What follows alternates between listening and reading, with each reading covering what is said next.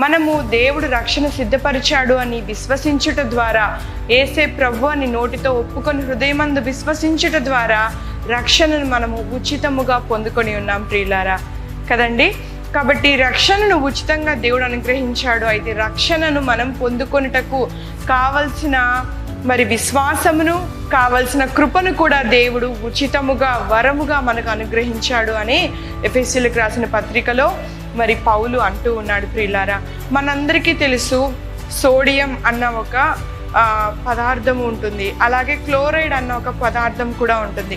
సోడియంని సపరేట్గా మనం వాడితే, సోడియంనే అలాగే మనం తీసుకుంటే అది మనకు కీడునే, లేదంటే అది మనకు మేలు చేయదు. క్లోరైడ్ కూడా మన శరీరంకు మేలు చేయదు, విపత్తును తీసుకొని వస్తుంది. అయితే ఈ యొక్క సోడియంని, క్లోరైడ్ని రెండింటిని కలిపినప్పుడు దాన్నే సాల్ట్ అని అంటారు. ఆ యొక్క సాల్ట్ని మనం తీసుకుంటే అది మన దేహమునకు మేలు చేస్తుంది. అదే రీతిగా కృపనే నేను ఆశ్రయిస్తాను అని నీవు కేవలం కృపను మాత్రమే వాడాలి అనుకుంటే కృప పనిచేయదు నీ జీవితంలో. నేను విశ్వాసము కలిగి ఉంటాను అని విశ్వాసమును మాత్రమే నీవు వాడాలి అనుకుంటే ఆ యొక్క విశ్వాసమునకు ఆధారమేమీ లేకుండా పోతుంది ప్రియులారా.